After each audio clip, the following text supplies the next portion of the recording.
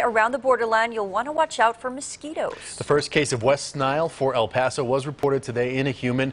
The Department of Public Health telling us it's a man in his 20s. He had no associated medical conditions and is now recovering.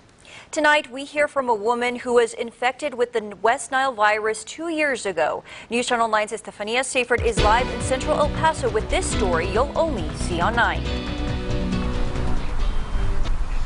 From what Elisa Sierra has read, the brain damage that she's been left with because of a mosquito is something she's going to have to live with for the rest of her life. Ready? Ready.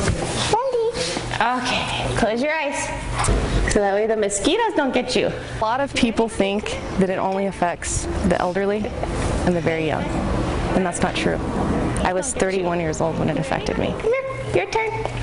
Elisa Sierra still lives with the effects of the West Nile virus. I had just had twins. They were 8 months old, and I actually got diagnosed with West Nile, neuroinvasive West Nile, so I had meningeal encephalitis. But that diagnosis did not come quick. 2 visits to the ER sent her back home with medication for migraines. She was sleeping for long periods of time to the point where she almost slipped into a coma. Thinking back to it, I remember about a week previously that I had actually gotten bit by a mosquito right here. And I had a weird reaction where it actually swelled up and it turned red. That mosquito bite left her with permanent brain damage and on the verge of death. I had to actually step back from what I was actually doing. I was actually doing counseling, and I had to step back from that and take a less demanding job. After studying psychology for 20 years, she could no longer remember words. The thought of my kids not having their mom, of not growing up with their mom, the way that it's impacted my life, everything that's occurred. Hurry, hurry, so the mosquitoes don't get in.